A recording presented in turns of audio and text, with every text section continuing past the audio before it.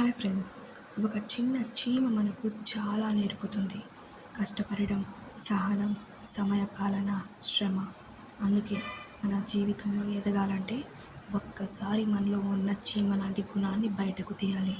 శ్రమ ఎప్పుడు ఫలితం ఇస్తుంది, బట్ మనం ఆగకుండా పని చేస్తే మాత్రమే. ఒకసారి చీమని చూడండి. వేసవిలో కూడా తను పని చేసి వర్షాకాలంలో విశ్రాంతి తీసుకుంటుంది.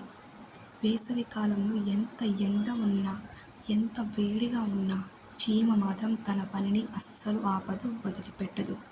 ఎందుకంటే చీమకు తెలుసు, ఈరోజు శ్రమిస్తే రేపు విశ్రాంతిగా బ్రతికే అవకాశం ఉంటుందని. కానీ మనం ఒక చిన్న పనికి వెనకాడుతుంటాం. ఒక గంట ఫోకస్ చేయలేక మొబైల్ మునిగి తేలుతుంటాం. బట్ చీమలు అవి మానవ మేధస్సు లేని జీవులు. మనం అటు చదువు చదివాం, ఇటు అవకాశాలు ఎక్కువగా ఉన్నాయి. కానీ మనం శ్రమించకుండా ఊహల్లోనే మునిగిపోతున్నాం.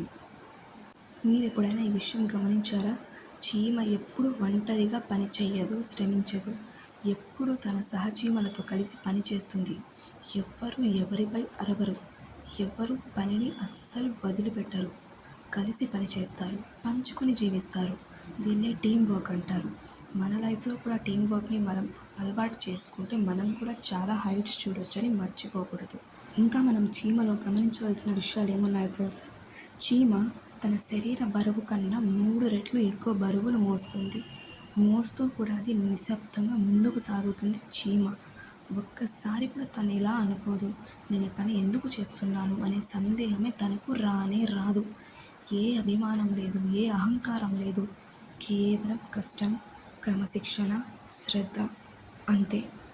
మనం కూడా ఈ అలవాట్లను మన లైఫ్లో కనుక డెఫినెట్గా ఇన్కల్కేట్ చేసుకుంటే మనం చాలా చాలా దూరం వెళ్ళగలం. మన గోల్స్ని చాలా ఈజీగా అచీవ్ కాగలం.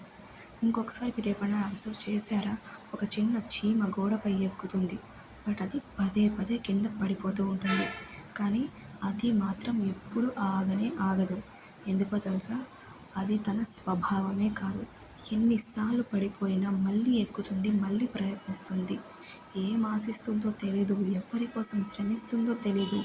కేవలం తన కర్తవ్యాన్ని మాత్రం నిశ్శబ్దంగా నెరవేర్చుకుంటూ వెళ్ళిపోతూ తన పని తాను చేసుకుంటూనే ఉంటుంది.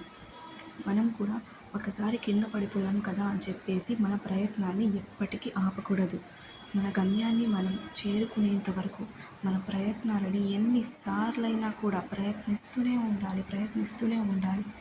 ఎన్నిసార్లు పడిపోయామన్నది కాదు ముఖ్యం, ఒక్కసారైనా లేచి నిల్చున్నామా అనేది.